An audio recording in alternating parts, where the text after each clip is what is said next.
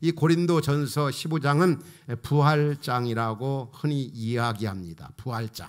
그래서 예수님의 부활, 또 우리 믿는 사람들이 앞으로 어떻게 되어지는가를 알려면 이 고린도전서 15장을 잘 읽고 묵상하면 우리 예수 믿는 사람들이 앞으로 이 땅에 살다가 어떻게 되어지는가 등등을 우리에게 잘 말씀해 주고 있습니다. 근데 고린도 교인들은 예수님이 부활하셨다, 십자가에 고난받고 죽으시고 3일 만에 부활하셨다, 이것은 믿었어요. 그런데 죽은 자들이 다시 살아난다, 부활한다, 그거는 죽었다 깨도 못 믿겠다는 거예요. 예수님 부활한 거 맞아, 그건 나도 믿겠어.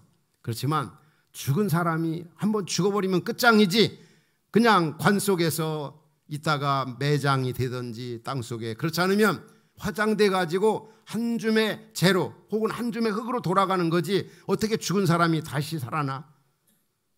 오늘 말씀을 듣는 우리 성도 여러분, 이 고린도 교인들과 같은 그런 부활에 대한 의심, 또 부활에 대한 확신이 이렇게 없는 분들 아마 우리 교회 안에도 없잖아 많이 있다, 이런 생각이 되어집니다. 예수님 부활한 건 맞아. 그런데 예수님 부활한 건 맞는데 어떻게 죽은 사람들이, 뭐 죽은 사람들이 누가 한 번이나 와봤나, 또 실제로 살아난 사람이 있는가, 잘 믿어지지 않는 거죠. 어떤 이성이나 어떤 현대 이렇게 과학으로. 그러나 예수 그리스도께서 부활하셨다, 어디서 말씀하고 있습니까? 성경에서 말씀하고 있고, 또 그렇게 말씀하신 분이 누굽니까? 바로 창조주시고 또 주권자가 되시고 모든 걸 다스리고 통치하시는 그분이 말씀하셨고, 또 그분이 말씀하시는 것은 사실이고 또 사실대로 이루어졌고 또 사실대로 그대로 성취되기 때문에 그분이 말씀하신 건 사실이에요. 그래서 예수님이 부활하신 이유는 왜 부활하시냐면 예수 믿는 사람은 예수님처럼 영원히 산다는 것을 보여주시기 위해서 예수님이 부활의 첫 열매가 되신 겁니다. 여러분 그렇게 믿습니까? 아멘이 적은 거 보니까 잘 안 믿는 것 같아요. 다시 그래서 좀 더 깊게 여러분들에게 설명을 드리겠습니다. 예수님이 왜 부활하셨는가? 예수 믿는 사람은 예수님처럼 다시 영원히 산다는 것을 보여주기 위해서 예수님이 부활하셨습니다. 그래서 예수님께서 요한복음 11장 25절 26절에서 이렇게 말씀하죠. 우리 같이 한번 읽도록 하겠습니다. 자, 화면에 말씀이 안 나오네요. 제가 하겠습니다. 자, 시작. 예수께서 이르시되 나는 부활이요 생명이니 나를 믿는 자는 죽어도 살겠고 살아서 나를 믿는 자는 영원히 죽지 아니하리니 이것을 내가 믿느냐.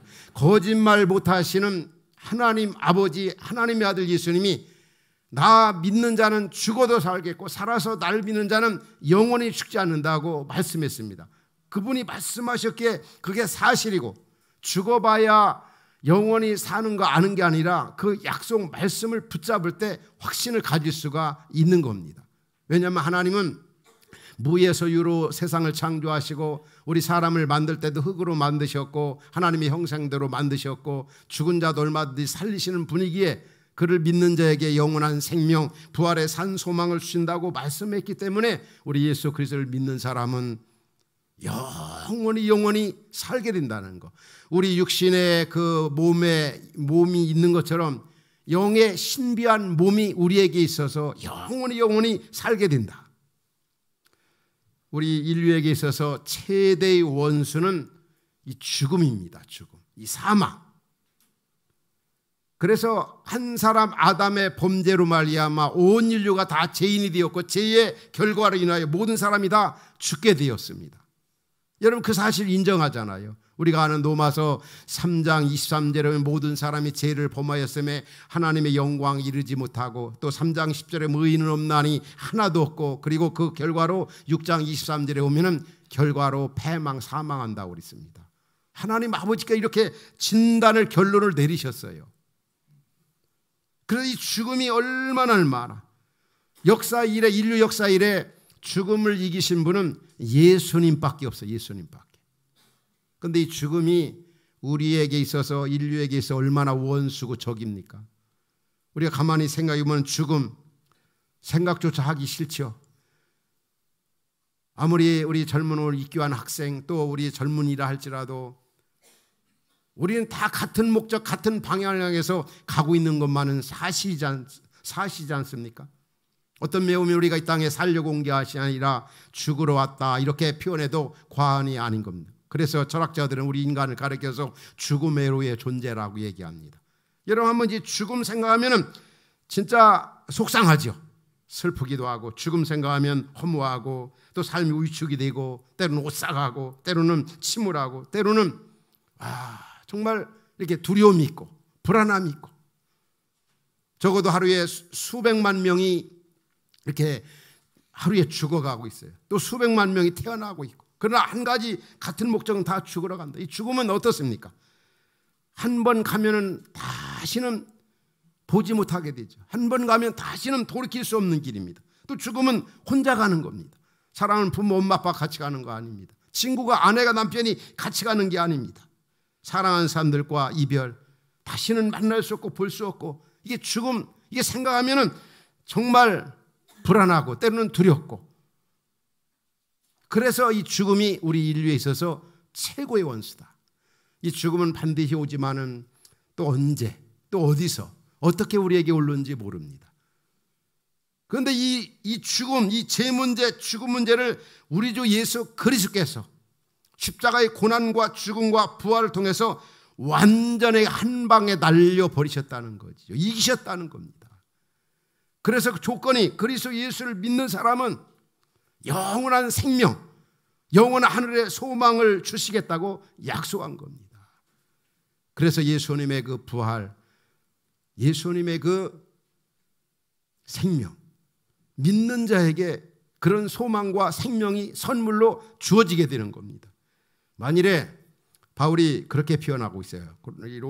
고린도전서 15장 12절부터 14절, 또 17절, 18절, 19절에 오면은 그렇게 표현해요. 만일에 우리에게 부활이 없다고 한다면 우리의 믿음도 헛것이고, 또 우리가 전도하는 것도 헛것이고, 뿐만이 아니라 우리가 제 문제 해결도 안 되어지고, 또 우리가 여전히 지금까지 예수 믿다가 세상 떠나는 사람들도 다 망하게 되고, 또 이 15장 19절에 오면은 예수 믿는 사람들이 가장 불쌍하다, 그렇게까지 표현하고 있어요.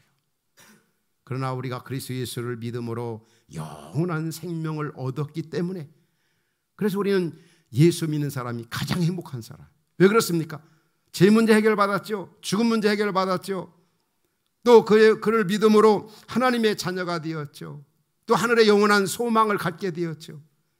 예수 그리스도의 부활, 그 이유는 예수 믿으면 부활한다는 것을 우리에게 보여주시기 위해, 영원한 생명이 주어진다는 것을 우리에게 보이기 위해서.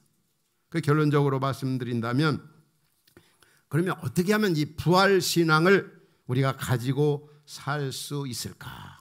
어떻게 하면은 부활 신앙을 가지고, 나는 죽지 아니하고, 우리 육체가 죽지 않는다는 말이 아닙니다. 이단들이 보면 나는 죽지 않고 산다고 그러죠. 그런 죽지 않는 걸 얘기하는 게 아닙니다. 이 상 마친 이후에 영원한 주님이 예비하신 그 아름다운 나라에서 죽지 아니하고 영원히 산다는 거지, 이 땅에 죽지 않고 영원히 산다는 그런 의미가 아닙니다.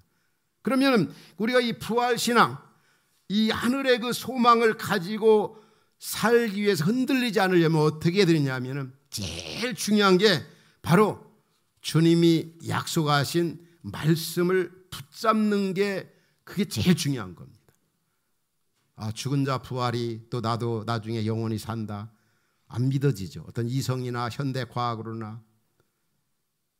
그러나 이성보다, 과학보다 앞서는 것이 바로 전지하시고 전능하신 하나님, 창조주 하나님이 하신 말씀이 더 능력 있고, 그게 확실하고 더 분명하고, 근데 그분이 그렇게 말씀하셨기에 우리가 그분이 약속하신 거, 그분이 말씀하신 건 그게 사실이고 다 이루어지고 다 성취가 되고, 그분은 거짓말 못 하시는 분이야. 그래서 그분이 그렇다면 그런 것입니다. 왜? 그분이 믿는 자는 영원히 산다. 믿는 이 세상 저편에는 그분이 다스리는 영원한 아름다운 나라가 있다고 말씀하셨기에, 그분이 하나님이 창조주 하나님 그렇게 말씀하셨기에 우리는 100% 그대로 받아들이는 겁니다. 이게 바로 부활신앙을 갖는, 소유하는 최고의 방법입니다. 여러분, 내가 영원히 죽지 않고 주님이 예비하신 그 아름다운 나라 영원히 산다, 이 부활의 소망 가지려면 무엇보다도 주의 약속의 말씀, 주님이 말씀하신 거 믿으면 영원히 살고, 세상 보이는 것이 전부가 아니라 이 상 다음에는 영원한 세계, 이 상과 비교가 안 되는 그 아름다운 나라가 있다고 하는 걸 믿는 게 중요한 거죠. 그 약속의 말씀을 붙잡는 거. 그래서 우리는 누가 질문할 때 어떻게 죽은 사람이 다시 살아? 그럴 때 성경에 믿는 사람은 영원히 산다고 주님이 말씀하셨기에, 나는 주님이 어떤 분인가를 알기에, 말씀하신 것을 믿기에 나는 부활신앙을 확실히 갖고 있다, 이렇게 답변할 수 있고 고백할 수 있어야 되고, 우리는 부활의 소망을 가지고 살 수가 있는 겁니다.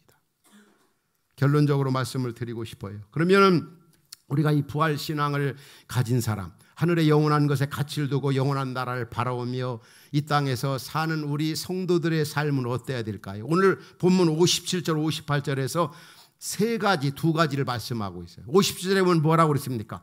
부활신앙을 가진 우리는 우리 주 예수 그리스도로 말미암아 부활의 소망을 갖게 되었으니 우리에게 승리를, 죽음과 죄를 이기게 하신, 승리하신 하나님께 뭐라고요? 감사하며 살라는 거예요. 따라합시다. 감사하며 살자. 우리 부활의 주님 만나 죽음 문제, 죄 문제 해결받고 하늘의 영원한 소망을 갖고 이 땅에서 살게 되었으니 그분께 감사하며 살아가는 겁니다. 두 번째 58절에 뭐라고 그랬습니까? 58절에 보면은 그러므로 내 사랑하는 형제들아, 견실하며 흔들리지 말고 더욱더 주의 일에 힘쓰는 자들이라. 오늘 이 부활주일을 예배하면서 우리에게, 믿는 나에게 영원한 부활의 생명을 주신 주님께 첫 번째는 감사하고, 두 번째는 더욱더 주님의 일에 충성을 다하면서 살라는 거예요.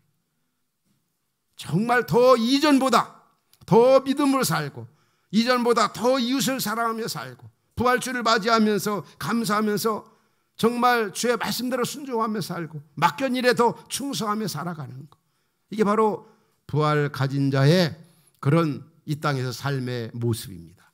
마지막은 바로 그분을 전하면서 증인된 삶을 살아가는 것. 이 땅에 보면은 생명의 부활의 주님을 모르고 세상에 보이는 것이 전부인 양 살아가는 사람들이 얼마나 많이 있습니까? 이상 보이는 게 전부야. 영원한 세계 모르고 부활의 주님을 모르고 살아가는 그런 사람들이 어떻게 되겠어요? 바로 전하면서 증인된 삶을 살아가는 것. 이게 바로 부활 소망을 가진 자들의 이 땅에서의 삶의 모습입니다. 한번 따라합시다. 감사하며 살자. 또 충성하면서 살자. 전하면서 살자. 우리 기도하겠습니다.